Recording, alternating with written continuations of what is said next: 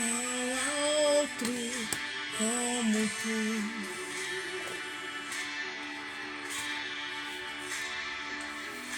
Poderoso não há. Boa noite, povo!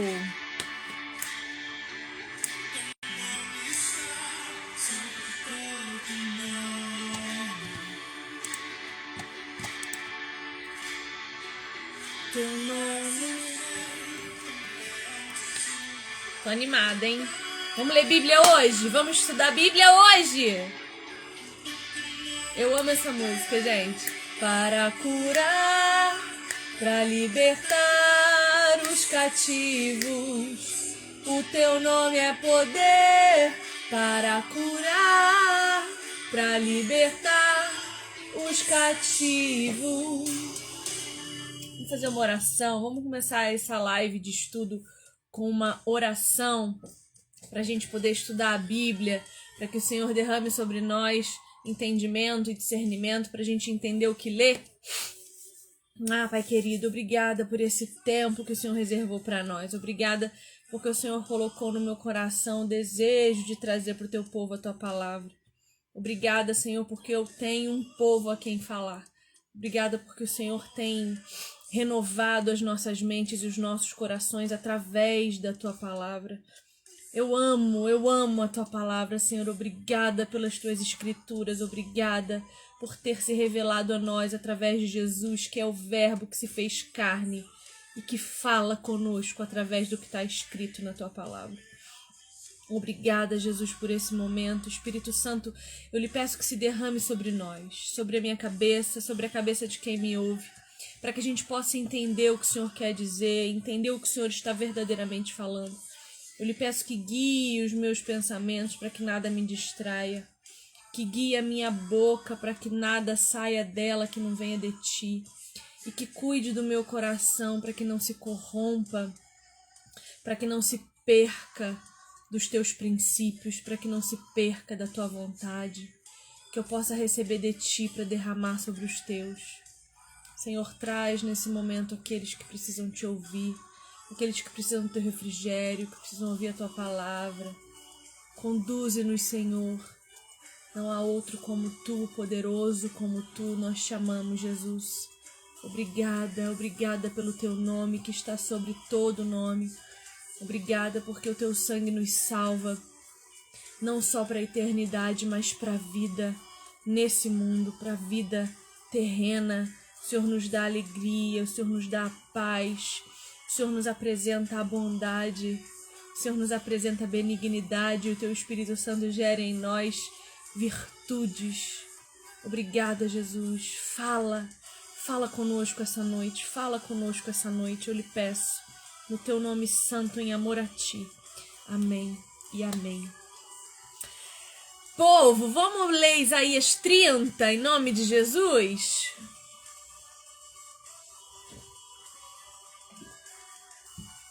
Antes de qualquer coisa, eu quero que a gente leia o texto que hoje nós vamos estudar, amém? Então pega a tua Bíblia, pegue uma caneta, um papel. Não deixe que nada te distraia nesse momento, tá bom? Vamos ler Isaías, capítulo 30. Eu vou ler do primeiro versículo até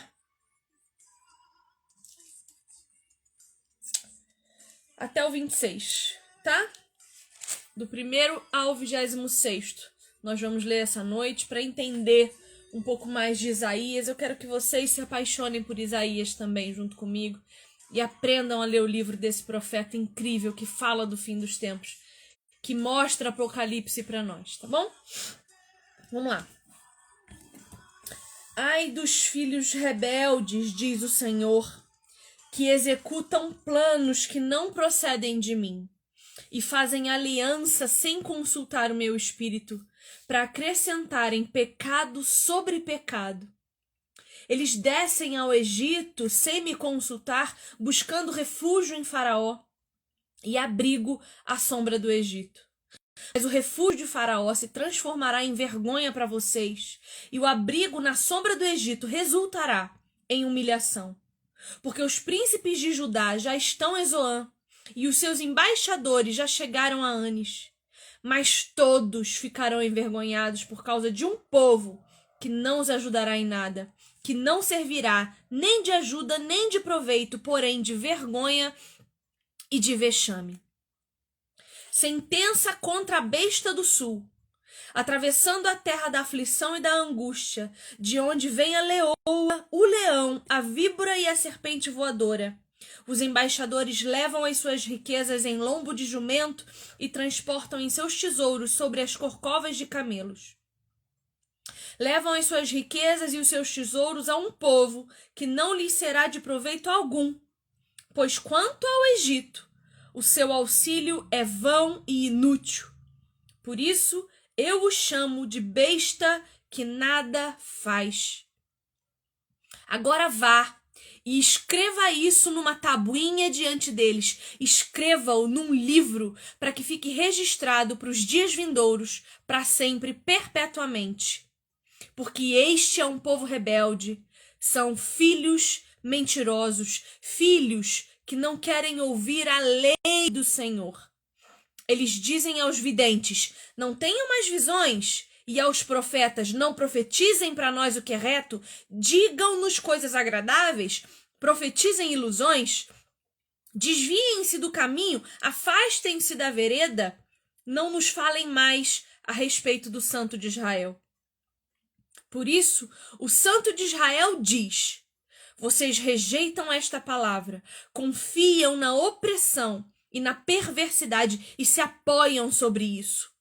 Portanto, esta maldade será para vocês como brecha no muro alto que, formando uma barriga, está prestes a cair e cuja queda vem de repente, num momento. O Senhor quebrará este muro como se quebra o vaso do oleiro, despedaçando-o por completo. Não se achará entre os seus cacos um que sirva para tirar brasas da lareira ou apanhar água da cisterna. Porque assim diz o Senhor Deus, o Santo de Israel, na conversão e no descanso está a salvação de vocês. Na tranquilidade e na confiança reside a força de vocês. Mas vocês não quiseram. Pelo contrário, disseram, nada disso, nós vamos fugir a cavalo, portanto, vocês fugirão. E vocês disseram, vamos cavalgar sobre cavalos ligeiros? Portanto, ligeiros serão aqueles que perseguem vocês. 1000 homens fugirão pela ameaça de apenas um. Pela ameaça de 5, todos vocês fugirão, até que sejam deixados como um mastro no alto do monte e como um estandarte do topo da colina. Por isso, o Senhor espera para ter misericórdia de vocês e se levanta para se compadecer de vocês, porque o Senhor é Deus de justiça. Bem-aventurados todos os que nele esperam. Porque o povo habitará em Sião, em Jerusalém. Vocês não vão chorar mais. Ele certamente se compadecerá ao ouvir o clamor de vocês. E ouvindo-o, lhes responderá. Embora o Senhor lhes dê pão de angústia e água de aflição, os mestres de vocês não se esconderão mais. Vocês os verão com os seus próprios olhos. Quando vocês se desviarem para a direita ou para a esquerda, ouvirão atrás de vocês uma palavra dizendo, este é o caminho, andem nele. Vocês tratarão como impuras as imagens esculpidas cobertas de prata e as imagens de fundição revestidas de ouro. Vocês as jogarão fora como coisa impura e dirão a cada uma delas, fora daqui. O Senhor lhes dará chuva para as sementes que vocês semearam na terra, e também lhes dará o alimento que a terra produzir, o qual será farto e nutritivo. Naquele dia o gado de vocês pastará em lugares espaçosos, os bois e os jumentos que lavram a terra comerão forragem com sal, espalhada com pá e forcado. No dia do grande massacre, quando caírem as torres, haverá ribeiros e correntes de água, com todos os montes altos e em todas as colinas elevadas. A luz da lua será como a do sol, e a do sol será 7 vezes maior, como a luz de 7 dias, no dia em que o Senhor tratar as fraturas do seu povo e curar a ferida do golpe que ele deu. Até aqui nós lemos a palavra do Senhor, que seja dada glória ao nome dele. Bom,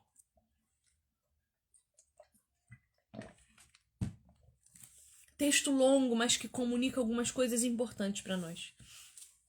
Lendo o texto, a gente percebe que Isaías está advertindo um povo e dizendo para eles que, se ouvirem essa advertência, receberão do Senhor bênçãos e assim serão salvos de tudo aquilo que estavam vivendo.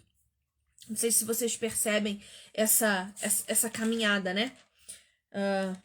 Isaías começa com um ai dos filhos rebeldes, mas ele termina dizendo que no dia da salvação do povo, o sol brilhará 7 vezes mais. Ele está apontando aqui para o Apocalipse, e Apocalipse vai dizer para nós que o sol brilhará, mas que no dia de Jerusalém nós não precisaremos mais do sol, porque a glória de Deus iluminará todas as coisas. Bom, então vamos lá. Eu trouxe alguns contextos importantes para vocês, eu e as minhas anotações, porque eu não sou o tio Nicodemos, eu preciso de anotações. Primeira pergunta que eu acho que a gente tem que fazer quando lê um livro das Escrituras: quem é o autor? Então, a primeira coisa que eu pergunto quando leio Isaías é: quem é Isaías? Por que ele é importante? Por que ele está aqui registrado? Então, o nome Isaías, anota aí, o nome Isaías já diz para nós quem Isaías é. O nome dele significa Javé salva. Então, a gente vê um nome profético. Na época do Antigo Testamento e do Novo também, os nomes eles eram proféticos. Tanto que Deus muda o nome de algumas personagens da Bíblia. Ele muda de Sarai para Sara, ele muda de Jacó para Israel. Apocalipse vai dizer para nós que nós teremos nomes novos em Jerusalém e que Jesus tem um nome que nós ainda não conhecemos. Então Jesus também terá um novo nome.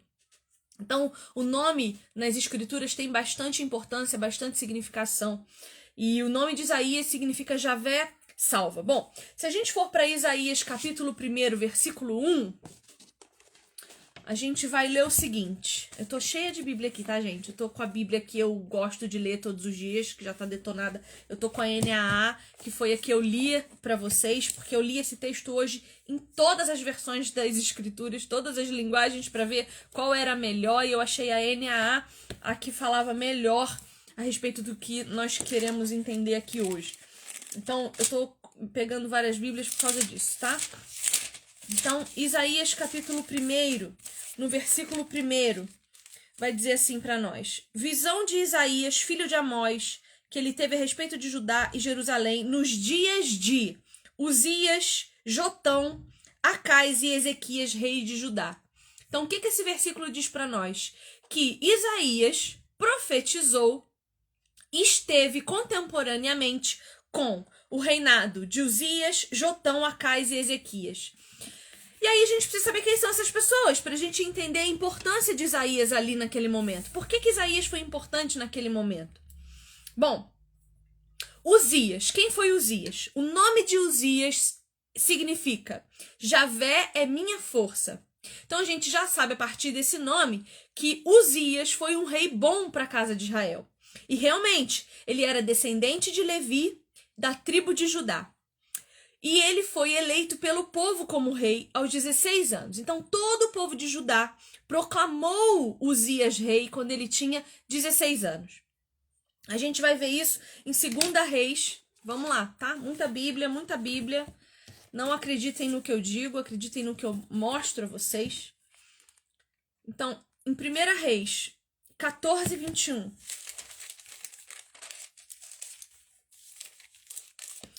diz assim, 1 Reis 14, 21.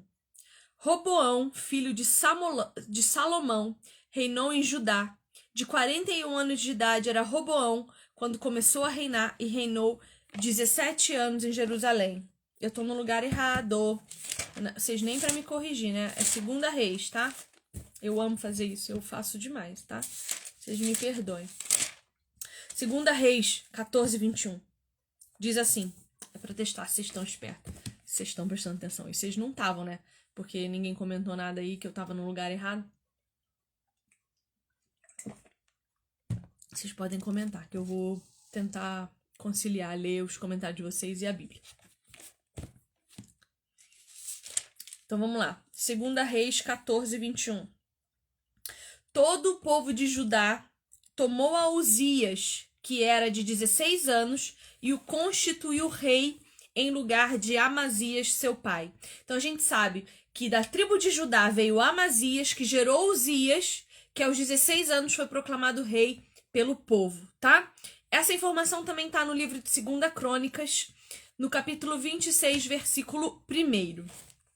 Bom, a gente sabe também que, pela Bíblia, a gente sabe que foi um período de grande prosperidade material em Judá. Se você continuar lendo no livro de 2 Reis e no livro de 2 Crônicas, a história desse reinado, você vai ver que foi um reinado de bastante prosperidade material em Judá. Então a gente tem um rei segundo o coração de Deus, um rei que era guiado pelo Senhor. Depois dele, Uzias teve um filho que é Jotão, que é o segundo nome que aparece para nós em Isaías 1:1. Bom, quem era Jotão? O nome de Jotão significa Javé demonstrou ser perfeito. Da onde que eu tô tirando o significado desses nomes? É da minha cabeça, da minha inteligência, da minha capacidade, de uma revelação especial do Espírito Santo para mim? Lógico que não. É de um dicionário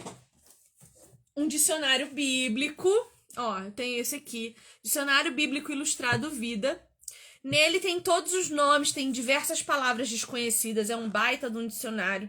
Então, eu peguei cada nome de cada rei desses citados e vim aqui olhar o que significava o nome deles e conhecer um pouco da história, porque o dicionário ele me dá o significado do nome e conta um pouquinho da história de quem eu tô pesquisando. Então, eu não sou especial, eu só tenho recursos de dicionários, tá? Que você também pode ter, diga-se de passagem. Bom, então Jotão significa Javé demonstrou ser perfeito. Jotão tinha 25 anos quando começou a reinar e reinou por 16 anos. Seu reinado foi marcado por projetos de construção, prosperidade material e sucessos militares. Então veja, a gente tem, se a gente olhar para a história do povo de Israel, a gente vai ler 1º e 2 Reis, 1º e 2 Reis, né, que são livros. Se a gente ler, a gente vai ver um ciclo. Deus levanta para o povo um rei bom, como esse que nós estamos vendo aqui, Uzias e Jotão. Aí o povo esquece que Deus é Deus, porque está muito próspera a vida deles. Eles começam a levantar ídolos, eles começam a adorar outros deuses, eles começam a pecar diante de Deus, eles começam a rejeitar o Senhor como Senhor, eles começam a decair. O que Deus faz? Permite que um rei infiel, injusto, seja levantado para que o povo pague o preço da sua infidelidade. Então o próximo rei, que é Acais, eu acho que você já deve ter ouvido falar de Acais, o esposo da Jezabel. A gente sabe que ele era um péssimo rei. Então, a gente vem de 2 reis muito bons que têm feito Judá prosperar. De repente, Acais. Acais significa ele agarrou. A gente já vê que o nome já não tem mais nada a ver com os caminhos do Senhor. Ele foi um rei mau de Judá. Benjamita, descendente de Saul.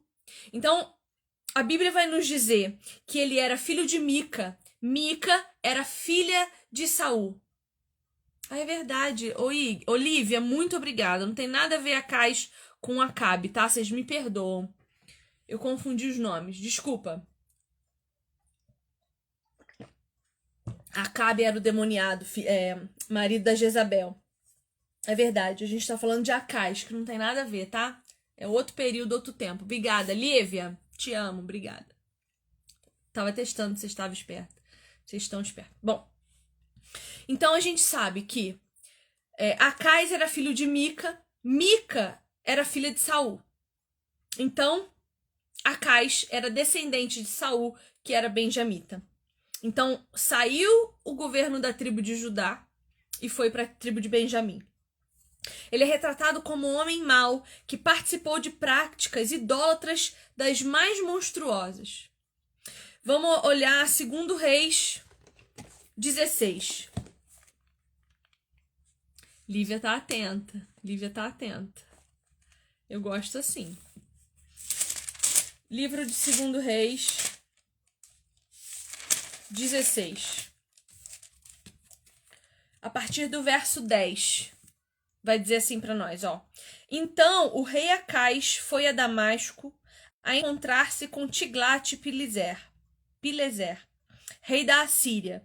Bom, a gente já tem uma informação aqui. Acais se relacionava com os assírios, que eram um povo desvirtuado, um povo desviado de Deus.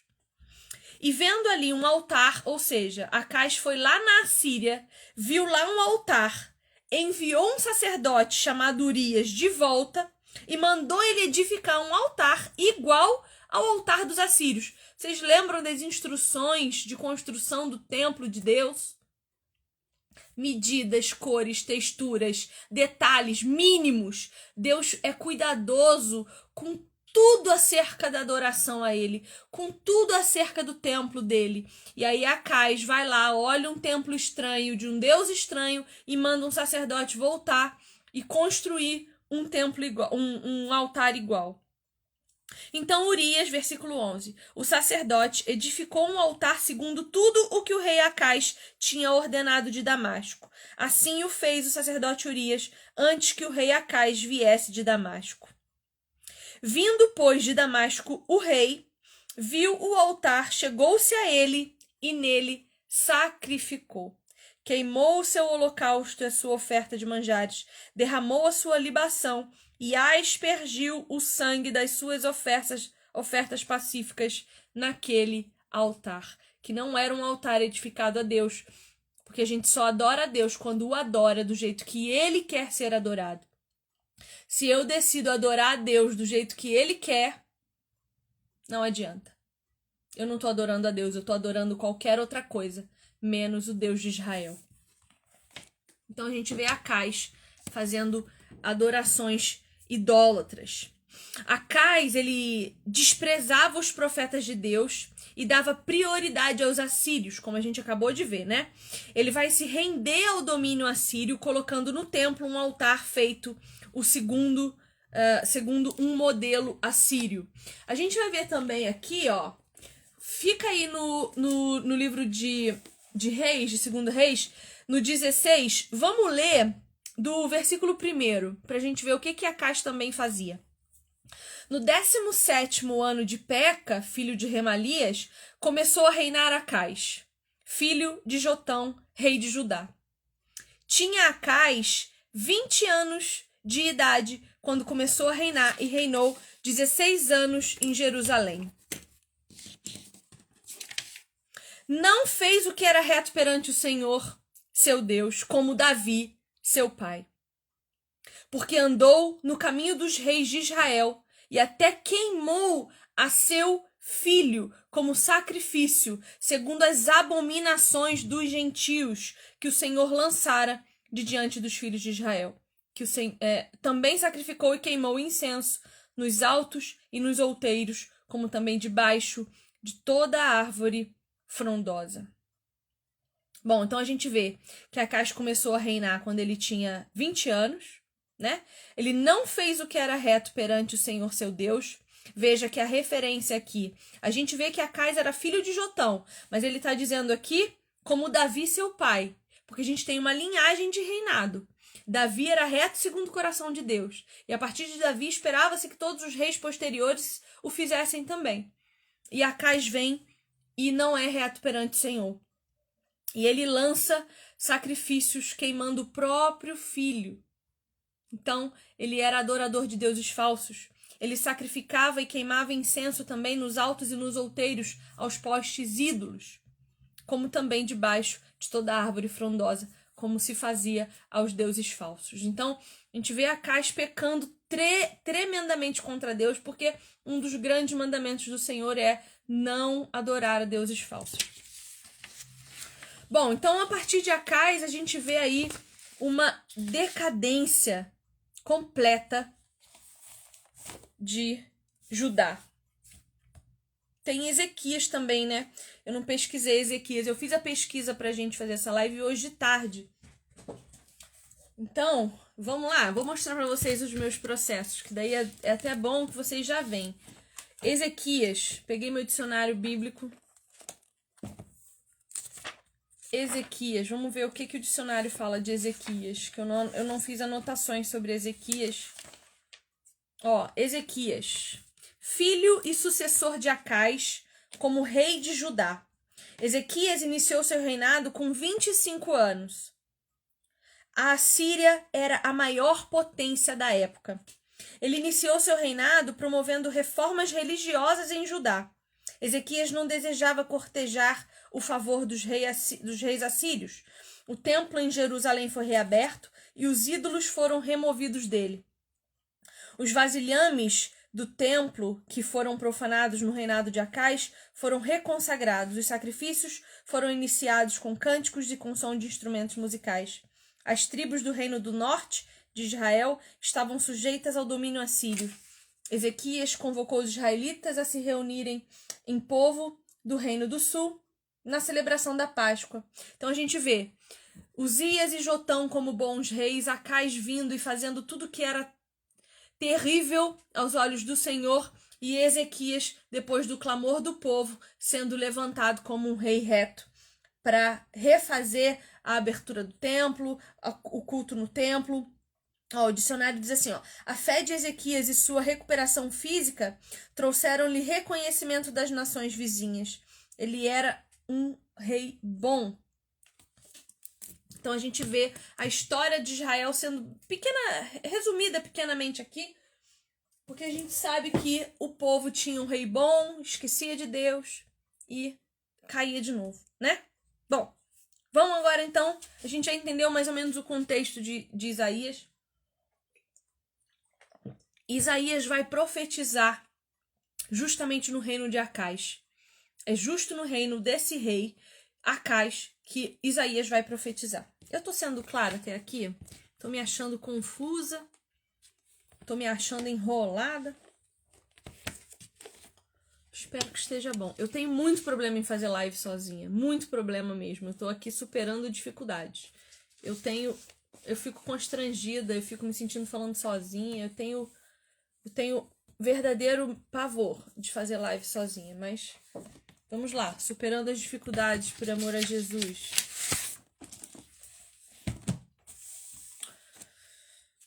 Bom, então o capítulo 30 que a gente leu e que a gente vai buscar agora, ele vai dizer respeito a uma embaixada que foi enviada ao Egito em cerca de 307 a.C., solicitando apoio contra a Assíria.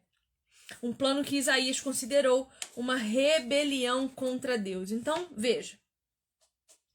Os assírios estavam governando sobre Israel, porque Acais fez aliança com eles. Então, eles eram a maior potência daquela época e começaram, claro, a explorar o povo. Porque é assim que a gente faz. Quando a gente tem mais poder, seja bélico, seja tecnológico, seja o que for, a gente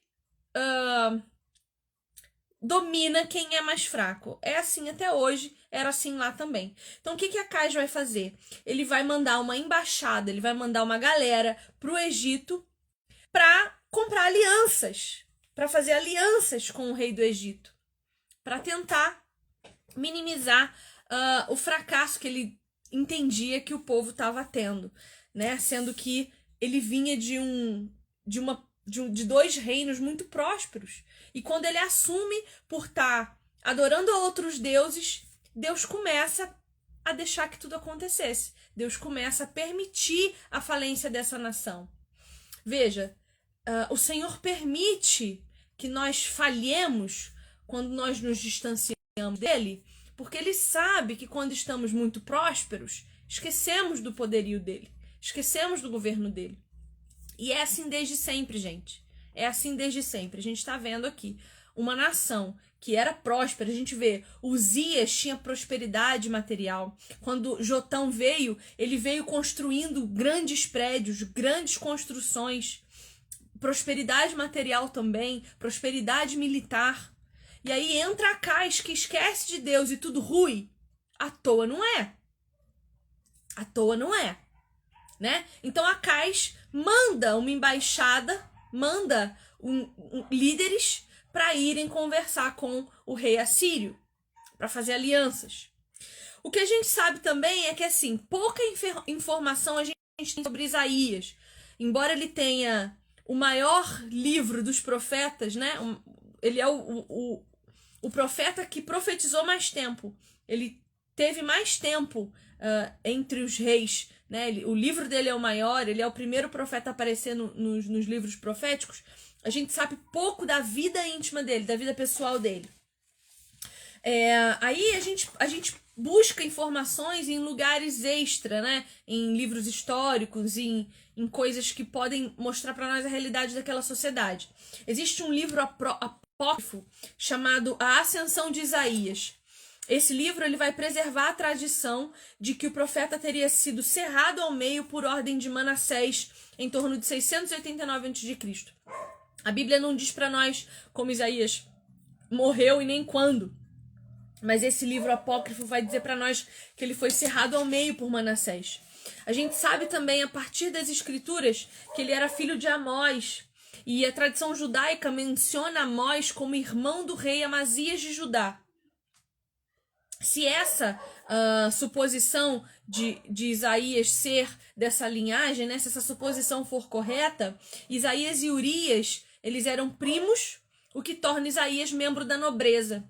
E assim que eu li isso, e também não tirei essas informações da minha cabeça, eu li comentário, todos os meus comentários bíblicos hoje eu li, eu tô com um aqui aberto, inclusive, para caso surja alguma dúvida, eu tô com um livro aqui aberto para que, caso surja alguma dúvida que vocês tenham e eu não souber responder, eu tá aqui. Veja, eu não sou detentora de conhecimento, eu só tenho acesso à informação, busco essa informação nos livros, busco essa informação onde ela pode ser acessada e recomendo que você faça o mesmo. Claro que a gente não começa do dia para a noite com uma biblioteca assim, mas a gente vai construindo ela aos poucos. E se eu tô aqui hoje conseguindo fazer essa live para você, e o meu intuito aqui é mostrar para você que não tem mistério nenhum, que você pode ler o livro de Isaías sem medo, porque você é capaz de entender tanto quanto eu, é mostrar para você os meus recursos, tá?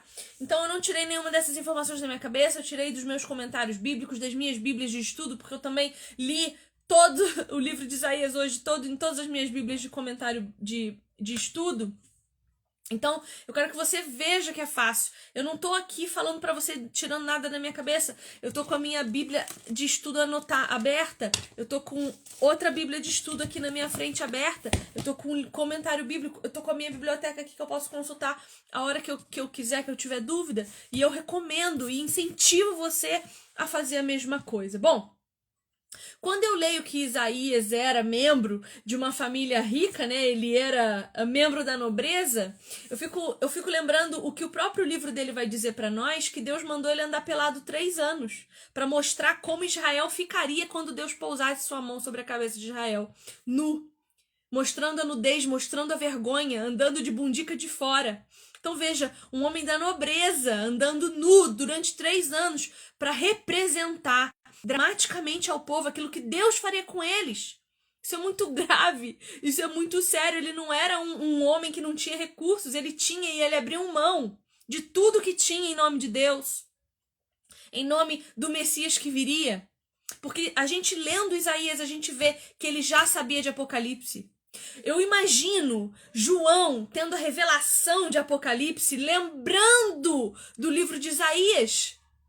Eu imagino João fazendo conexões. Putz, Isaías já falava isso e agora eu tô vendo isso. Eu imagino a cabeça de João nesse momento. Louco, louco. Eu ia ficar doida, não sei você. Até aqui tudo bem? Porque agora eu vou começar Isaías 31. 40 minutos de live e eu ainda não comecei o capítulo do livro de Isaías que a gente vai ler, estudar hoje. Podemos prosseguir? Bom. Então a gente sabe quase nada da vida pessoal de Isaías. A gente vai saber que ele casou, que ele teve filhos, ele teve 2 filhos, e o nome desses filhos foram nomes proféticos também, foram nomes que ele deu profeticamente. Eu não quis entrar nisso, porque senão a gente ia ficar 2 horas aqui conversando e eu não quero cansar você. O que eu quero hoje é te incentivar a ler Isaías. Bom, Isaías 30, versículo 1. A primeira palavra do versículo é ai. Ele diz, ai dos filhos rebeldes. Esse ai vai aparecer em toda a escritura em diversos momentos. E esse ai, ele é uma interjeição de dor por causa de tristezas que viriam. É um anúncio. Ai daquele. A gente não fala isso? Ai de mim fazer um negócio desse. O preço que eu não vou pagar. Ai de fulano se fizer isso comigo. É exatamente o que Isaías está dizendo. Ai desse povo rebelde. E esse ai do capítulo 30 é o quarto ai. É o quarto. Ele já deu outros 4 ai antes disso. Deixa eu fixar aqui o comentário da irmã pra gente saber. Isaías 30. Bom, então, esse quarto ai, ele é quando Isaías vai proferir a vergonha contra os filhos rebeldes. Ele vai dizer que o povo esqueceu-se dos conselhos de Deus e insistiam em sua liga, em sua união, em sua aliança com os povos pagãos, os assírios, e firmavam alianças pagãs. Então Isaías vai denunciar isso aqui. Ele vai dizer que o plano do povo de Israel era humano e não divino. Os ais vão aparecer 22 vezes no livro de Isaías. Veja como esse homem que teve essa revelação deve ter sofrido. 22 ais, ele vai dizer no livro dele. Bom, então vamos lá. Ai dos filhos rebeldes, diz o Senhor, que executam planos que não procedem de mim e fazem aliança sem consultar o meu espírito. Agora eu vou sair da exegese e vou começar a entrar na interpretação com vocês. Vocês perceberam que até agora a gente fez uma hermenêutica, a gente foi analisar o contexto, a gente olhou exegeticamente para o texto para pegar partícula por partícula o que esse texto queria dizer. Foi difícil? Não foi. Você não pode dizer para mim que foi. Não foi. Então agora a gente vai para parte interpretativa, tá? A gente vai olhar para o texto e ver o que esse texto diz para nós hoje. A gente sabe que Isaías está falando com um povo que está vivendo um governo longe dos caminhos de Deus, um governo pecador, um governo que se alia ao paganismo, um governo de um homem infiel, de um homem que sacrifica os próprios filhos, que acende incenso para deuses falsos, que joga sacrifícios em falsos altares, que profana o templo de Deus porque criou um altar assírio no templo. Então veja, o povo tá assim na miséria espiritual, completamente desviado dos caminhos de Deus. Isso te lembra alguma coisa hoje? Isso te faz entender, talvez, que nós somos um povo cíclico, que está sempre pecando contra Deus, sempre se desviando dos caminhos dele e precisando clamar o nome dele para se voltar aos caminhos dele? Perceba, hoje nós não estamos muito longe do lugar que Isaías estava. Se eu estiver enganado, você, por favor, como a Lívia, me corrija, tá? Então, o que ele está dizendo aqui? Olha, vocês estão executando planos sem mim. Vocês estão fazendo alianças sem me perguntar, sem me consultar. Vocês não estão pedindo ajuda do meu espírito e estão acrescentando pecado sobre pecado. O que é pecado sobre pecado? Não só se afastar da lei de Deus, como se recusar a depender de Deus. Isso aqui precisa te dar um murro agora. Como você conhece a lei de Deus se você não leu a lei de Deus? A Bíblia é a lei de Deus para nós, do começo ao fim, não só os evangelhos, ok? Não só as cartas paulinas, ok? O Antigo Testamento não foi anulado por Jesus, mas cumprido por ele. O que Jesus diz é: cumpram toda a lei de meu Pai, como eu cumpri por amor de vocês. Como você vai cumprir uma lei que você não conhece? Ai, Mas Deus me ama. Ok. E daí? Isso muda o que a sua vida se você não amar de volta? Porque é muito fácil a gente querer só receber, gente. E eu vejo isso nos relacionamentos interpessoais de vocês. Ah, é porque o meu marido não faz nada por mim. Tá, o que você anda fazendo por ele para que ele olhe para você e queira amar você de volta? O que você tem feito para Deus, para ele olhar para você e querer te amar de volta? Porque o filho dele ele já deu, agora é contigo. Cristo já foi morto por você. Quer prova de amor maior que essa? Sinto muito, não existe. Jamais existirá. Agora é contigo. O que você está fazendo para Deus olhar para você e falar: essa daí tá buscando, essa daí quer a minha opinião, então eu vou falar com ela. Então, pecado sobre pecado. Eu não conheço a lei de Deus. Logo, se eu não conheço, eu não a obedeço. Então, eu não entendo a minha dependência dele. Versículo 2. Eles descem ao Egito sem me consultar. Tô com soluço. Fiquei nervosa.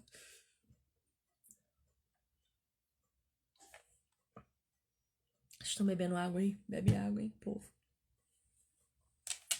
Então, versículo 2. Eles descem ao Egito sem me consultar, buscando refúgio em Faraó e abrigo à sombra do Egito. Eu não sei se você sabe, mas o Egito na Bíblia, ele é sempre usado. Aqui tá falando literalmente, tá? Egito como um lugar geográfico. Mas a Bíblia usa Egito para dizer para nós povos pagãos. Lugares em que Deus não está. O Egito é o lugar de saída. A irmã tá perguntando: se ele já me amou, eu preciso fazer algo para ser amada? Não, você precisa fazer algo para honrar o amor que ele te deu. Você precisa não só crer em Cristo e declarar sua fé nele, mas permitir que ele te transforme. Porque senão você não está honrando o amor que ele te deu. Quem é amado verdadeiramente e permite-se ser amado verdadeiramente, jamais vai amanhecer no dia seguinte igual ao que dormiu na noite anterior. Eu preciso honrar esse amor. Até porque, veja bem, se eu entendi que fui amada, tá? Eu entendi que a cruz, primeiro, foi por mim. Eu entendi que a cruz foi para me lavar. Foi por, entre aspas, tá? Entre aspas, bem grande aqui. Foi por culpa minha. Se eu entendi isso, eu não faço nada. Nada, eu não faço nada. Eu só falo assim: beleza, Jesus, eu creio em ti. Tu és Deus. Tu morreu, tu ressuscitou. É só isso que eu dou para Deus? E o sacrifício vivo do meu corpo? E a permissão para ele me transformar de dentro para fora? E o entendimento de que eu preciso entregar para ele aquilo que ele também entregou por mim, que foi a vida. Jesus entregou a vida dele por mim. O mínimo que eu posso fazer quando eu entendo isso é entregar a minha para ele. É o mínimo. Então, não há nada que você faça para merecer o amor de Deus, mas entendido o amor dele por você, se isso não te desperta um desespero de honrar esse amor, de proclamar a palavra dele, de falar desse amor para todo mundo, talvez você não tenha entendido. Talvez você não tenha entendido. Você precisa ler mais a palavra. Ler mais as escrituras. Para entender, cara, que isso é muito sério. Isso é muito grande. Isso é Deus. Isso é Deus. Será que ficou claro? Não quero que fique dúvidas sobre isso, porque verdadeiramente a gente não pode fazer nada para merecer o amor de Deus. Nada. Ele deu porque quis. Ele amou porque quis. Ele me criou para ter relacionamento comigo porque ele quis. Mas não foi por mim, tá? Foi por Jesus. Ele me criou para que a glória do Filho dele fosse manifesta aqui. Eu só existo para que Jesus se manifeste e a glória dele seja manifesta através de mim. Né? Amém? Aí eu amo conversar com vocês assim. Fico feliz. Então veja, voltando aqui pro versículo 2. O versículo 2 vai dizer assim, que eles descem ao Egito. Perceba, o texto fala de um lugar geográfico, mas nós estamos aqui interpretando para os dias de hoje, certo? Quando a palavra diz que eles descem ao Egito, e eu sei que o Egito é um lugar de pecado, de perversão, é um lugar de afastamento de Deus, e a Bíblia diz que eles descem, veja o movimento de descida, de decadência. É um povo que decai a um lugar de pecado e busca refúgio no governador desse lugar, que a Bíblia aqui vai chamar de Faraó, e que é literalmente Faraó, mas a gente sabe que quando a Bíblia fala de Faraó, fala de um príncipe da terra. E quem é príncipe da terra? É Satanás, que é o imperador desse lugar. Então veja, a gente está falando de um povo que desce e se rende, se prostra a um lugar afastado de Deus e vai pedir ajuda ao governador desse lugar. E aí ele vai dizer uma coisa muito interessante aqui.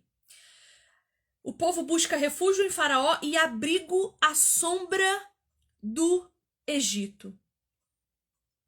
Eu fiz uma relação, lendo as Bíblias de estudo e tal.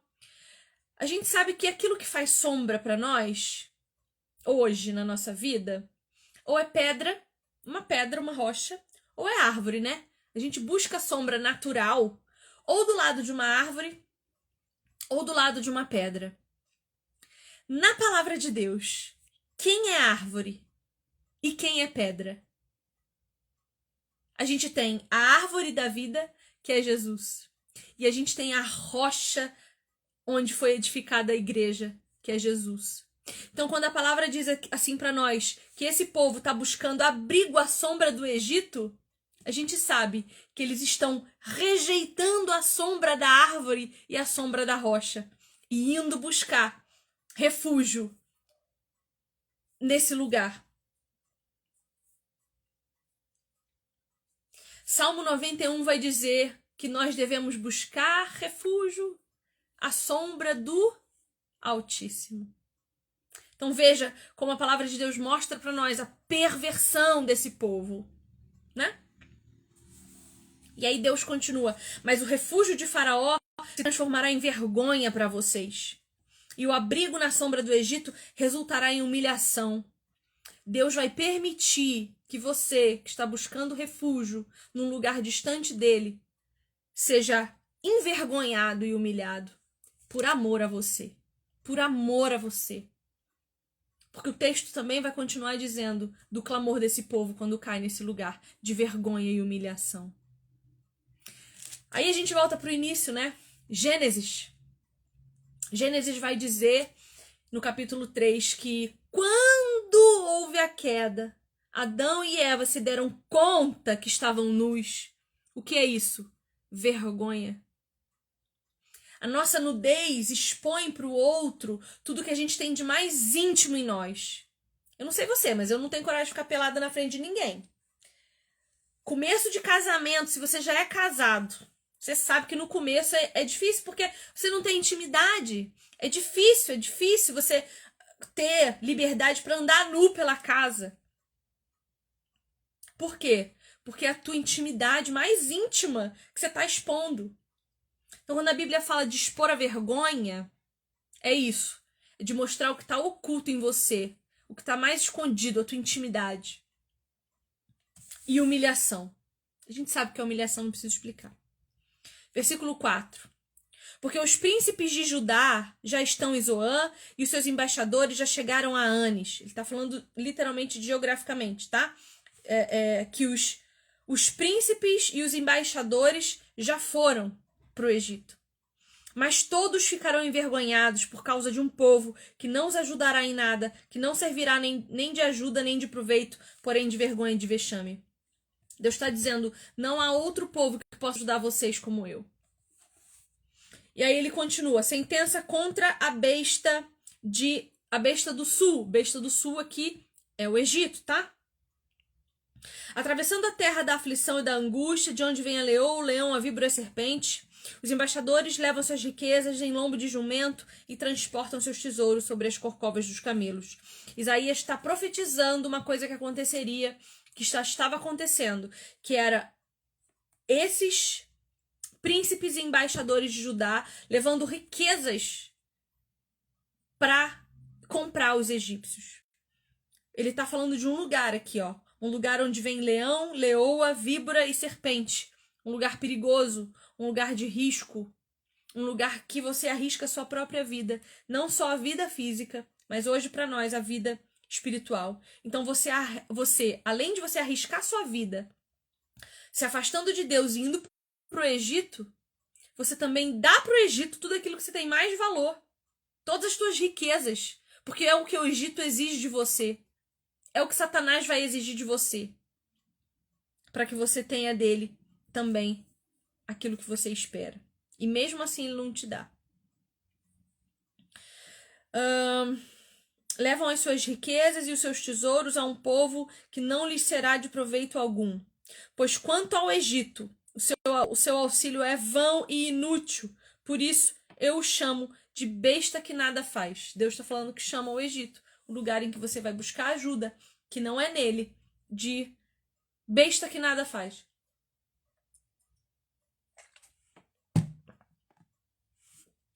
E aí no versículo 8, Deus vai dar uma ordem para Isaías. Ele vai dizer, escreve isso aqui numa tábua. Escreve num livro para que fique registrado para sempre, perpetuamente. Porque este é um povo rebelde, são filhos mentirosos, filhos que não querem ouvir a lei do Senhor. E aí ele vai dizer, versículo 9, 10 e 11, o que devia ser escrito na tabuinha, e Isaías devia andar com aquela tábua, profetizando, gritando isso para as pessoas. Eles dizem aos videntes, não tenham mais visões, e aos profetas, não profetizem para nós o que é reto, digam-nos coisas agradáveis, profetizem ilusões. Desviem-se do caminho, afastem-se da vereda, não nos falem mais a respeito do Santo de Israel. Isso aqui para mim é o mais condizente com o que a gente vive hoje.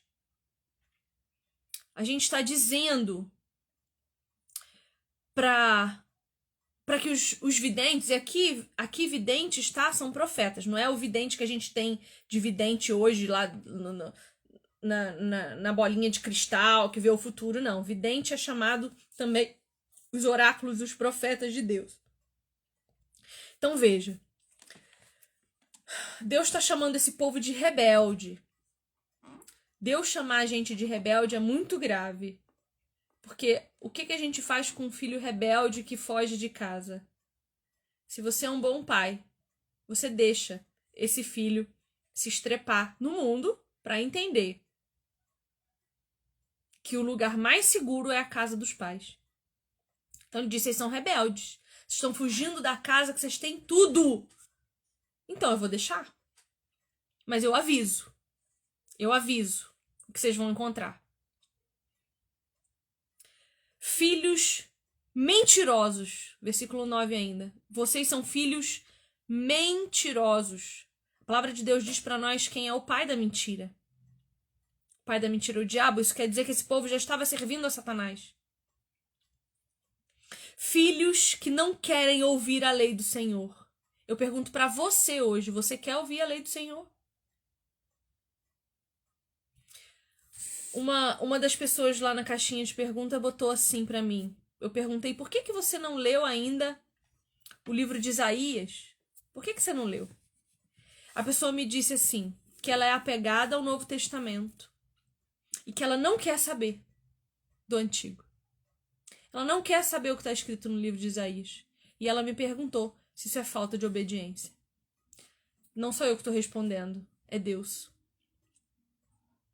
Você é rebelde, mentirosa e não quer ouvir a minha lei. Não tem como você crer numa verdade que você não conhece. Não tem como você deixar de ser rebelde e passar a obedecer a Deus se você não conhece as leis dele. Olha o meu gato. Bilu! Tô falando uma coisa séria aqui, Bilu.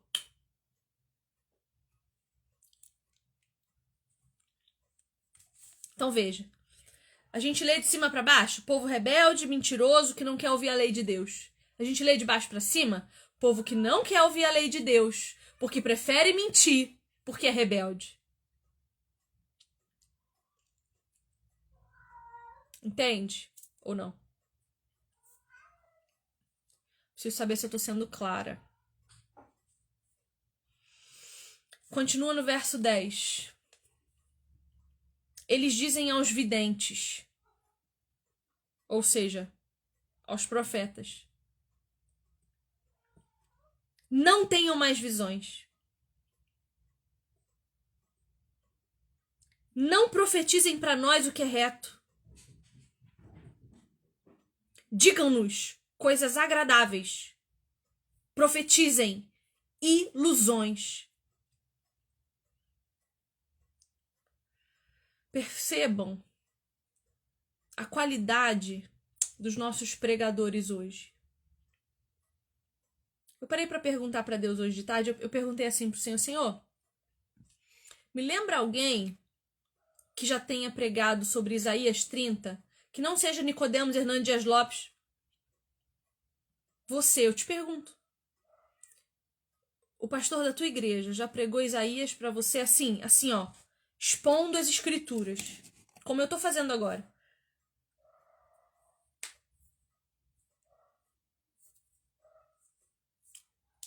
Eu nunca ouvi. E é por isso que nós temos um povo infantil, que também não quer ouvir. O que foi, Bilu? Vem cá, meu amor.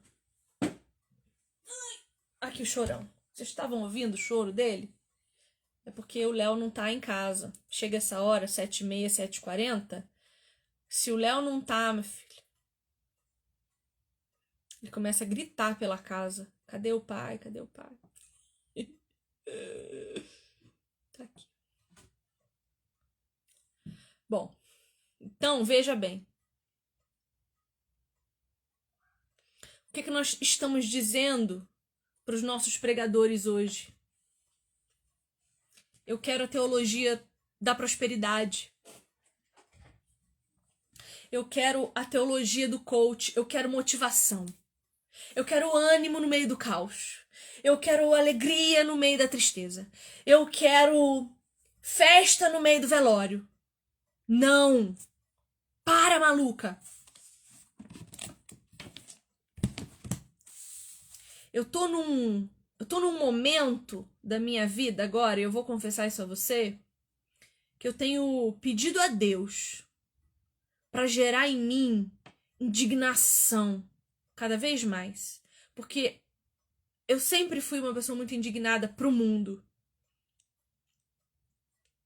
Tudo me indignava. Tudo eu era militante. Tudo eu era... brigava por tudo. Será que eu e você temos feito isso com a mesma vontade, hoje, convertidos pela lei do Senhor?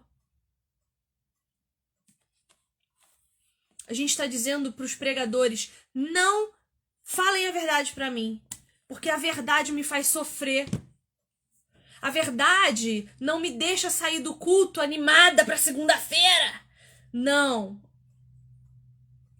A verdade me faz sair destruída, humilhada e desesperada para conhecer mais o Deus a quem eu sirvo, para que na segunda-feira quem encontrar comigo saiba quem Jesus é.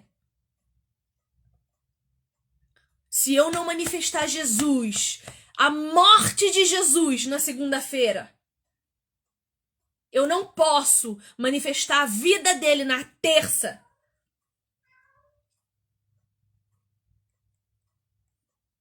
Eu preciso olhar para a cruz e não só saber que foi por amor a mim, mas foi culpa minha.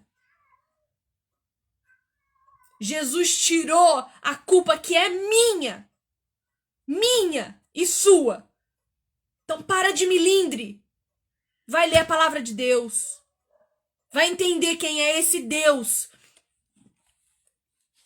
A Bíblia fala mais do Deus que pesa a mão do que o Deus que ama. Porque só precisou de uma manifestação do amor de Deus pra gente saber quem ele é. Agora, o Deus da justiça precisa ser repetido a exaustão, porque a gente não quer ouvir, e aí Deus repete, ele fala, eu sou justo, eu não amo só não, eu sou justo, e a gente não quer ouvir, a gente não tá nem aí pra justiça dele, a gente só quer o Novo Testamento, que é o Deus é amor. A cruz é culpa minha. Se isso não te deixa destruído, meu irmão, eu não sei o que vai te destruir nunca mais. Eu não sei o que vai matar teu ego. Eu não sei o que vai te esmagar. Eu não sei o que vai te fazer entender que Cristo é obediência.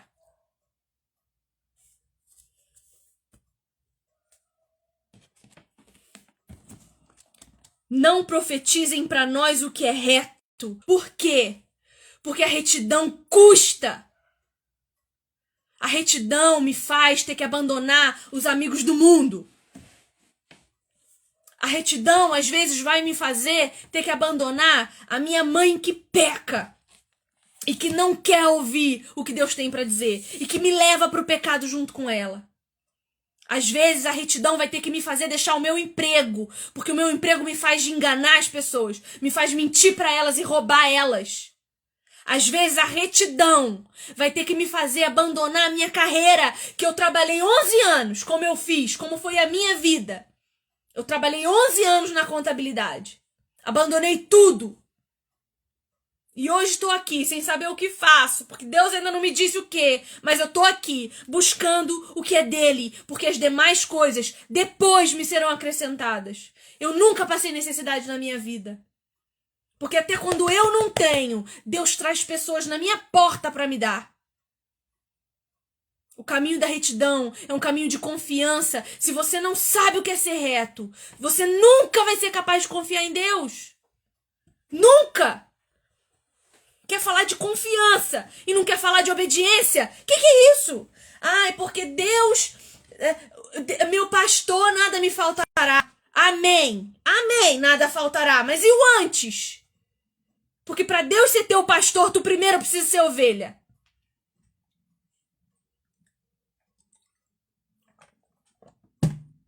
E tudo bem se você for a ovelha negra. Ovelha negra também é ovelha.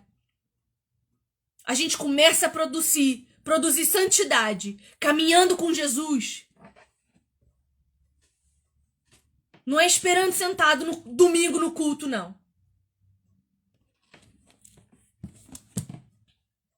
Preocupação a gente tem. Medo a gente tem.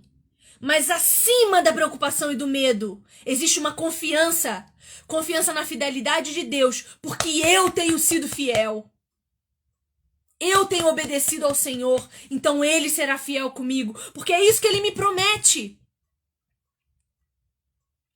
A gente fala, confia na promessa de Deus para sua vida. Promessa de Deus não é promessa individual, é coletiva. Deus fez uma promessa para mim, para você lá em Abraão. E essas promessas ainda existem. Elas ainda estão. Obedeça. Conheça a lei de Deus para que você saiba o que obedecer. Nome de Jesus. Digam-nos coisas agradáveis, profetizem ilusões. É o que nós estamos pedindo hoje. Mente pra mim que eu prefiro. Mente pra mim que é mais gostoso. Porque daí eu não preciso fazer nada a respeito disso. Diz pra mim que eu sou o centro de Jesus, porque daí eu me sinto tão maravilhosa, tão especial, que eu não preciso fazer nada por ele. Fica lá no João 3,16 só pra você ver. Deus não entregou o filho dele à toa, não. Não foi pra você brincar com a cara de Jesus, não. Respeito, reverência. Adoração. E adoração não é cantoria. Adoração é postura. Adoração é posicionamento. Adoração é você se condicionar àquilo que Deus quer. Criança mimada é que só faz aquilo que tem vontade. Adulto, maduro, faz o que tem que ser feito. Adulto maduro faz o que precisa ser feito. Sai do berço. Sai do berço. Ai, mas eu não quero ir no culto. Problema teu. Problema teu. Você tem que ir. Porque é lá que você vai ser aperfeiçoado em obediência. Lá que você vai olhar pro teu irmão pecador e reconhecer o teu pecado. Você vai olhar pra falha dele e vai ver a tua. Chega de ficar em casa só olhando pro teu espelho, achando que tá tudo bonito e que talvez uma cirurgia plástica resolva o teu problema. Para! Arranca essa roupa, pelo amor de Deus. Arranca essa falsidade que você anda vivendo. Amém, Jesus?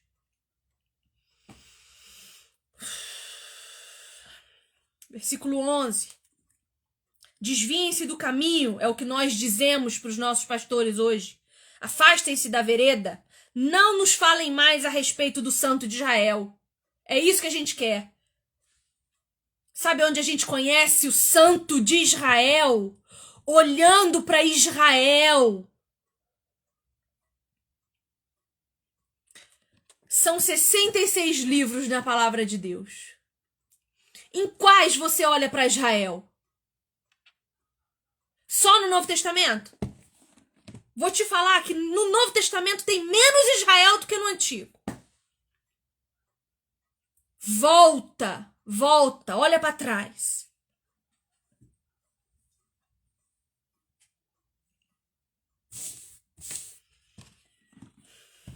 Por isso o Santo de Israel diz: vocês rejeitam esta palavra.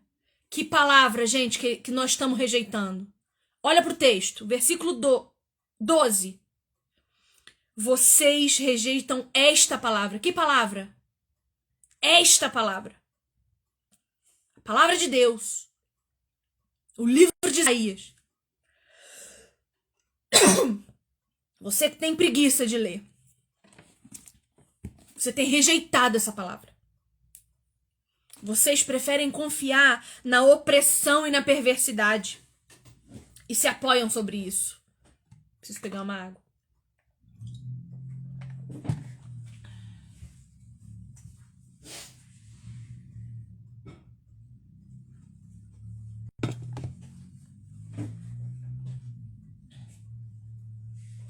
Então vejam. Nós estamos rejeitando esta palavra. Esta aqui que a gente está lendo agora. Esta palavra. A gente tem confiado na opressão e na perversidade. Jesus veio para que tenhamos liberdade. E a gente está escolhendo viver escravo do pecado. Porque a gente não se dá o trabalho de saber quem Deus é. Eu não acredito em você que diz para mim que ama Deus e não sabe quem Deus é.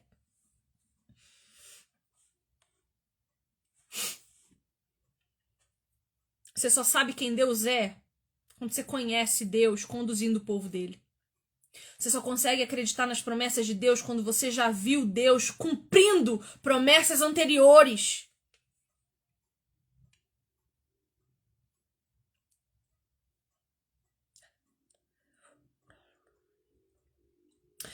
Portanto, esta maldade será para vocês como brecha no muro alto, que formando uma barriga está prestes a cair. Olha a imagem que Deus usa para mostrar para nós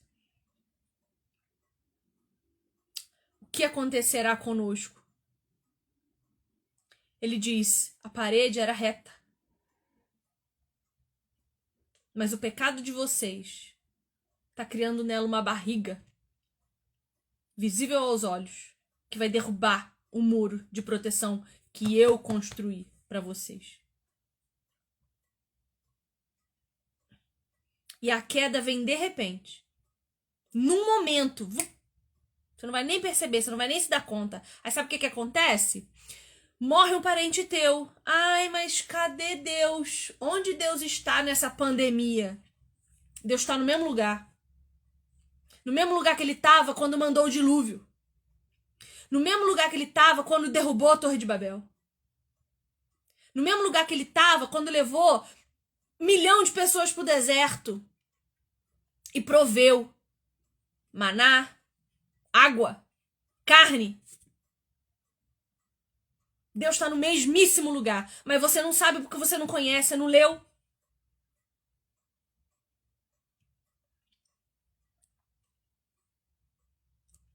O Senhor quebrará esse muro como se quebra vaso de oleiro. Nós somos um vaso de oleiro, né? Quem Deus vai quebrar aqui? Nós.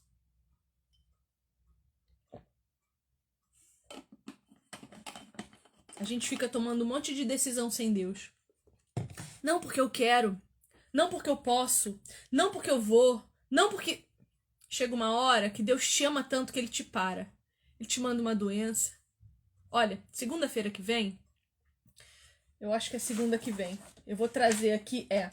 Segunda que vem, eu vou trazer o Milton aqui. Ele teve diagnóstico de esclerose múltipla há 5 anos. Não, em 2015. 2015. E ele fala, hoje eu tenho relacionamento com Deus. Eu não tinha antes. Ele podia estar falando, cadê Deus? Que não me curou? Cadê Deus que permitiu? Mas não, ele fala, eu conheço Deus. Agora, não só de ouvir falar. Eu conheço o Deus da misericórdia que está mantendo a minha família. O Deus da misericórdia que não está deixando faltar sustento a minha esposa que dependia de mim. Se você não conhece o modus operandi de Deus, quando você dá de cara com o muro, você não reconhece Deus em lugar nenhum.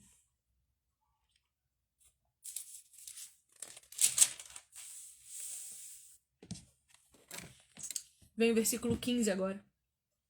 Porque assim diz o Senhor Deus, o Santo de Israel. Veja aqui a palavra de Deus. Diz o tempo todo para nós que Ele é santo. Onde a santidade, a bondade, a amor, a benignidade. Ele é perfeito. Todas as suas decisões são perfeitas. Porque cooperam para o bem daqueles que o amam e que estão trilhando um caminho para o propósito dele, que é nos fazer parecidos com Jesus. O propósito de Deus não é que você seja feliz, não é que você tenha riquezas, é que você se pareça com Cristo. Olha para Cristo. Olha para Ele. Ele tinha coisas que o dinheiro não compra para você. Ele tinha, em primeiro lugar, comunhão com Deus. Paz com Deus. Ele tinha, depois disso, paz com os homens. Porque quando a gente tem paz com Deus, a gente tem paz com os homens. A gente consegue olhar para o nosso irmão e não ver mais nele um pecador qualquer. A gente vê um potencial santo de Israel. A gente vê um potencial eterno. A gente vê Cristo. Então, se eu não me relaciono com Deus de forma adequada, eu não me relaciono com meu irmão de forma adequada. Por isso você precisa ir para a igreja. Porque lá você vai saber se você está se relacionando com Deus de forma adequada. Quando os teus relacionamentos refletirem aquilo que você tem aprendido dele. Percebe? É muito grave isso. Porque aqui da minha casa, na frente da minha maravilhosa estante, eu sou quem eu quiser. Agora, no momento em que meu marido entra pela porta e eu tenho que olhar para ele e ver o modo como ele me olha, eu vejo meu pecado. Quando eu vou para a igreja e vejo como a igreja se comporta com a minha presença, eu vejo quem eu sou. Agora aqui, na minha estante de livros, eu sou quem eu quiser, a mentira que eu quiser, a falsidade que eu quiser. Porque não tem ninguém para me confrontar. Amém? Tá todo mundo muito quieto aí. Se manifeste. Não tô brava não, tá? Só tô intensa.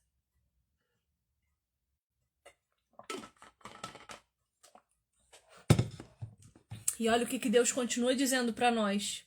E agora eu queria que você chorasse. Agora eu queria que você se envergonhasse. Porque Deus diz para você aqui. Ele diz assim para você. Na tua conversão e no descanso é que tá a tua salvação. É na tua conversão e no teu descanso que está a tua salvação. Na tranquilidade e na confiança é que reside a tua força. O que Deus está dizendo para nós? Converta-se aos caminhos de Jesus. Descanse nele e você será salvo.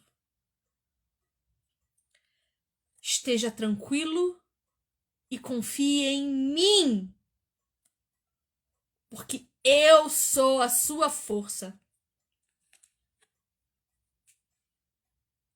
A gente não precisa fazer nada para merecer. Mas a gente precisa se converter, descansar, ter tranquilidade, que inclui domínio próprio, tá, mulherada? Só para deixar registrado aqui. E confiar em Deus, porque Ele é a nossa força. Não a força para vencer todas as coisas e ser bem-sucedida na vida, não. A força para suportar todas e quaisquer coisas, porque a nossa salvação é a alegria do nosso coração. E eu não posso confiar em alguém que eu não conheço. Confiança é uma relação mútua. Deus se apresenta para mim, eu obedeço a Ele. Logo, existe uma relação de confiança. Deus entrega para mim o que Ele tem para me dar, porque sabe que eu sou obediente. E por isso, há uma relação de confiança. Ele confia em mim e eu confio nele. Porque eu sei que o que Ele quer de mim é obediência. E o que eu tenho dado a Ele é fidelidade. Existe uma relação de confiança. Ele é meu pai. Se eu não confiar no meu pai, eu vou confiar em quem?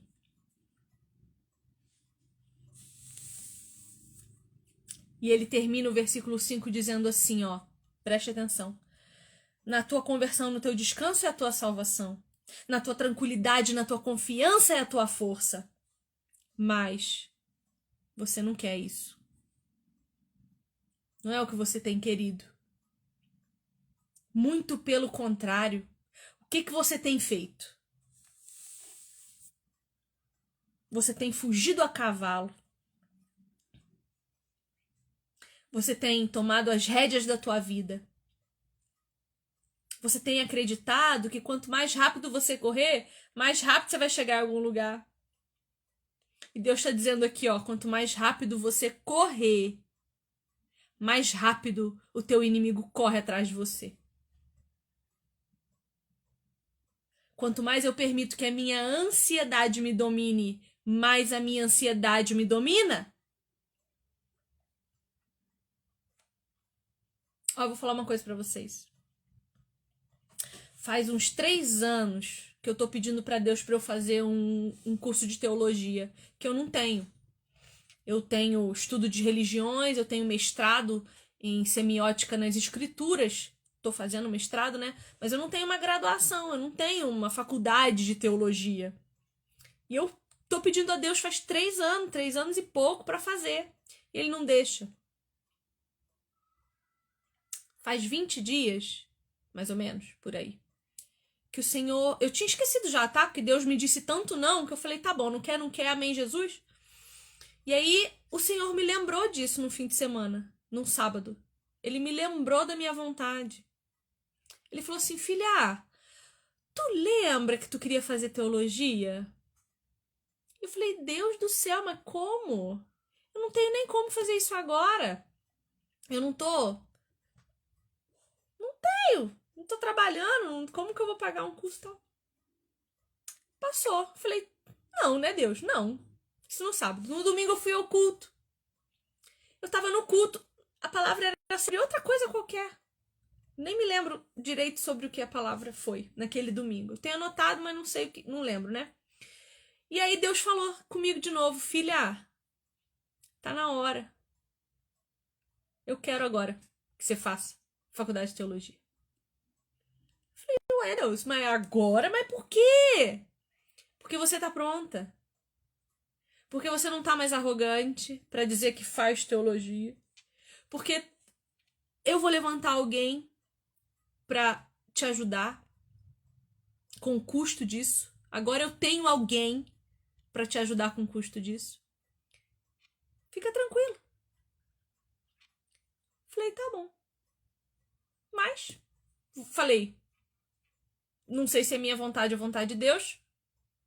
Vou esperar. Por quê? Porque eu confio no que Deus me fala. Então, eu espero porque é Deus que resolve. Segunda-feira, comentei com uma amiga minha. Falei, fulana, minha amiga, Deus deixou eu fazer faculdade de teologia. E eu já tinha falado com ela antes que eu queria e Deus tinha dito não. Deus deixou eu fazer faculdade de teologia. Ela falou assim, Vivi, você acredita que eu vou fazer também? Minha mãe vai pagar a minha, Deus mandou pagar a tua.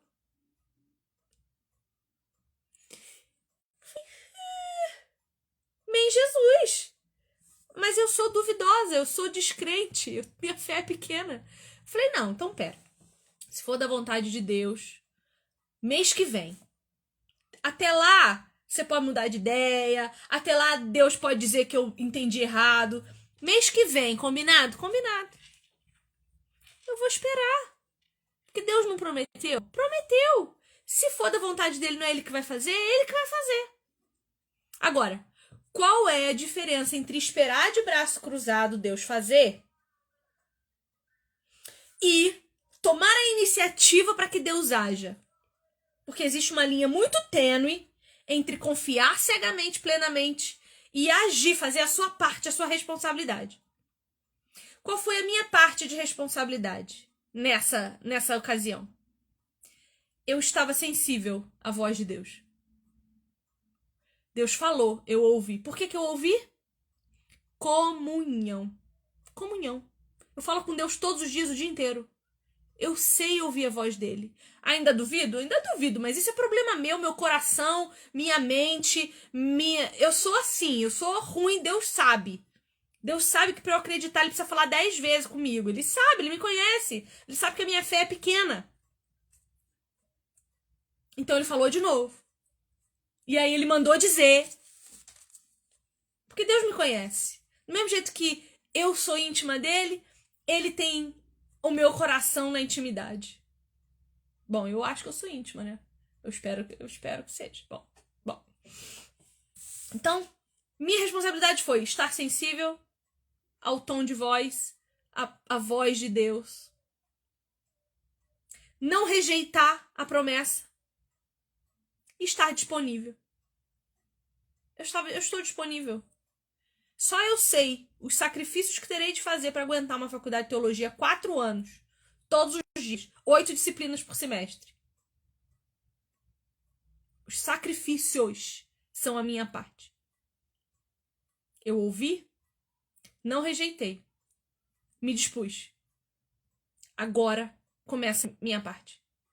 Sacrifício. E eu vou pagar o preço. Porque aquele que prometeu é fiel para cumprir, que eu vou me formar. Entendeu? Estamos combinados? Que você vai começar a fazer isso agora na sua vida? Bom, Deus continua falando. Ai, gente, eu vou acabar já, porque não dá, né? 1h30 falando não tem condição. Vou encerrar. Terminei não, mas vou terminar, tá? Bom, então é isso que Deus diz. Quanto mais você fugir, mais teu inimigo corre atrás de você. E aí Deus no versículo 18 vai dizer uma coisa muito bonita pra nós. Que eu acho que a gente tinha que ouvir isso também. Além de ouvir tudo que eu já briguei com vocês hoje, que essa é a verdade. Existe uma outra verdade que também é verdade, que também é do mesmo Deus. Que Deus fala pra nós no versículo, a partir do 18. Ele diz assim, olha, o Senhor espera para ter misericórdia de nós. Ele espera.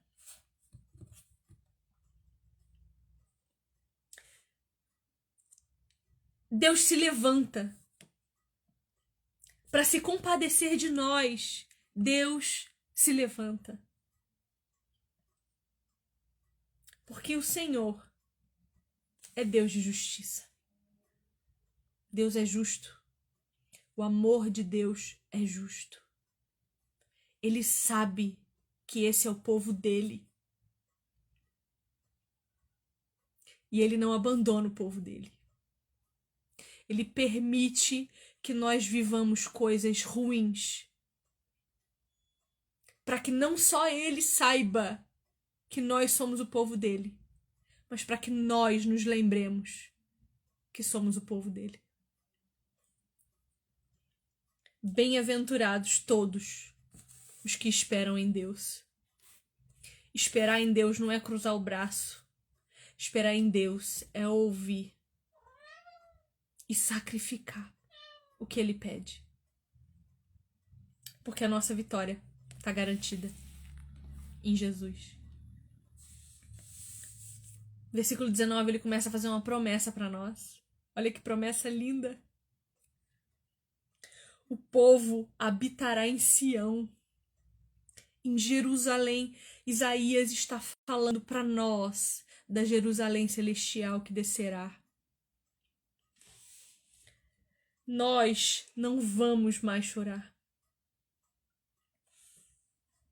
Deus certamente vai se compadecer de nós ao ouvir o nosso clamor. Querido, você tem clamado. Ao invés de montar nos seus cavalos e correr em velocidade, você tem clamado, ajoelhado, clamado, pedido. Porque a palavra diz que ouvindo o nosso clamor, Deus nos responderá. E pode levar tempo, queridos. Pode levar tempo. Pode ser que a resposta daquilo que Deus está fazendo na tua vida não seja nem para os teus olhos. Isaías não contemplou a face de Jesus. Ele não viu Jesus. Nós não vimos Jesus. E pode ser que quando ele voltar a gente não esteja mais aqui. Talvez essa promessa só irá se cumprir na eternidade. Mas permita que o Senhor use os teus braços e as tuas pernas para fazer a obra dele. Clame para que ele te responda e aceite se a resposta for já, mas ainda não. Embora o Senhor nesse momento possa estar te dando pão de angústia e água de aflição, o Senhor está levantando mestres para nós que não vão mais se esconder. Eu creio numa nova geração de pastores, de homens santos com mãos santas, que vão santificar o povo de Deus. Vocês os verão com os seus próprios olhos. quando nós nos desviarmos para a direita ou para a esquerda, haverá uma voz atrás de nós dizendo: permaneça, esse é o caminho. Vocês tratarão como impuras as imagens esculpidas, cobertas de prata, e as de fundição revestidas de ouro. Jogarão fora como coisa impura e dirão a cada uma delas: fora daqui. Queridos, deixe que Deus mostre a vocês os ídolos que você tem adorado no lugar dele. Peçam ao Senhor para que ele mostre a vocês os deuses que têm substituído o Senhor verdadeiro no coração de vocês, para que vocês tenham essa oportunidade de jogar fora os ídolos e dizer: fora daqui, porque aqui é a habitação, é morada do Espírito Santo de Deus e de mais ninguém. Deus promete que quando nós fizermos isso, versículo 23, ele dará chuva para as nossas plantações, dará alimento que a terra produzir, o qual será farto e nutritivo. Deus vai nos prover. Até o nosso gado vai pastar em lugares espaçosos. Até o nosso gado vai comer bem. O plano de Deus na Nova Jerusalém para nós é a harmonia. A palavra de Deus diz que os leões se alimentarão de capim. Não haverá mais morte, nem sangue, nem cadeia alimentar. A luz, 26. A luz será dada como a do sol. A luz da lua será dada como a do sol. E a do sol será 7 vezes maior como a luz de 7 dias, no dia em que o Senhor tratar as fraturas do seu povo e curar a ferida do golpe que ele deu. Que o Senhor possa derramar sobre nós luz. E que ele faça isso quando nós nos voltarmos a ele em obediência e olharmos para a lei dele para nós. Eu espero, queridos, que o meu amor pelas Escrituras possa despertar em vocês amor pelas Escrituras. Porque quem quer amar o verbo de Deus precisa conhecer a palavra dele. A fé vem do ouvir a palavra de Deus. Se você não conhece a palavra de Deus, não há fé suficiente no seu coração. Eu sei que a fé é um dom que Deus derrama em nós, mas ele derrama a partir dos recursos que nós temos. Deus usa um médico para medicina. Deus usa um professor para ensinar. Deus usa a tua inteligência para a tua fé. Então que o Senhor possa resplandecer sobre a sua casa. Que a luz de Deus seja 7 vezes mais. Porque eu creio que você está saindo desse encontro que nós tivemos hoje diferente em algum lugar, como eu também estou. E eu agradeço a você pela oportunidade que você está me vendo. Você está me dando, né? Pela oportunidade que você está me dando de estar aqui falando com você sobre a pessoa que eu mais amo, que é Jesus. Muito obrigada por me ouvir. Muito obrigada por participar comigo. Obrigada por me dar essa chance de proclamar o Evangelho, que é a única coisa que vale a pena na minha vida. Que é a única coisa que verdadeiramente pode gerar alguma coisa de bom em mim. Que é falar de Jesus, proclamar Jesus, amar Jesus, conhecer Jesus e compartilhar Jesus com os meus irmãos. Então, se você ora e pede a Deus para entender as Escrituras e continua não entendendo, estude. Estude. Porque Deus também espera de você um sacrifício. Ele não vai continuar te dando mais e mais e mais e mais. Ele já te deu uma cruz para você se lembrar de quem ele é. Ele já te deu um filho amado, o filho unigênito que decidiu se transformar em primogênito de muitos para que eu e você pudéssemos estar com ele. Se você não é capaz de abrir a Bíblia e ler em gratidão, você não é capaz de mais nada por Jesus. Eu sinto muito te dizer isso. Você não é capaz de mais nada por Jesus, de verdade. Só o que ele te pede é isso. Amém? Que Deus abençoe. Vocês têm alguma pergunta para fazer? Manda aí no balãozinho de pergunta, manda aí no comentário. Eu vou encerrar, porque já tô falando há 1h35. Como é que vocês estão aí ainda? Eu não sei.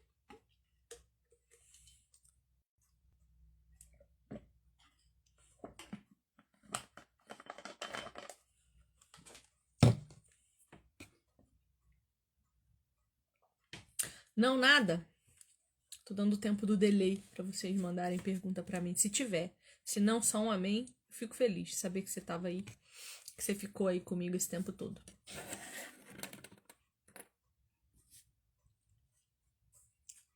Pois é, Luiz, a hora passou, né? Que nós nem vimos. Eu vi, viu? Eu vi porque eu tava sofrendo aqui. Nossa, eu sofri com essa live. Sofri muito. Maiele, beijo. Ju, beijo. Na Kelly também. A Rafa também. Rafa, uma fofa. Toda vez que eu vejo a fotinho da Rafa, eu tenho vontade de dar um beijo nela. Deus te ama muito, Rafa. Deus te ama muito. Ele me conta quem ele ama muito. Ju, um beijo. Amém, Wanderson. Alimento de ovelha, palavra genuína. Aleluia. Aleluia. Amém. Orem por mim, pela minha vida. Queria ver meu testemunho. Eu tenho meu testemunho de divórcio e recasamento com meu marido. Tá no IGTV. Tem sim. Tá? Povo, um beijo, tá? Se não ficou dúvidas, então vou entender que o meu trabalho foi bem feito aqui essa noite. Patrícia Binden, prazer ter você aqui. Nádia. Muito obrigada por todo mundo, tá? Tiago participou super. Obrigada, Tiago. Obrigada. Núbia, Deus te abençoe. Ju, minha irmã querida, Deus te abençoe, tá? Beijo, gente. Até a próxima. Que eu tiver coragem de fazer sozinha. Beijo.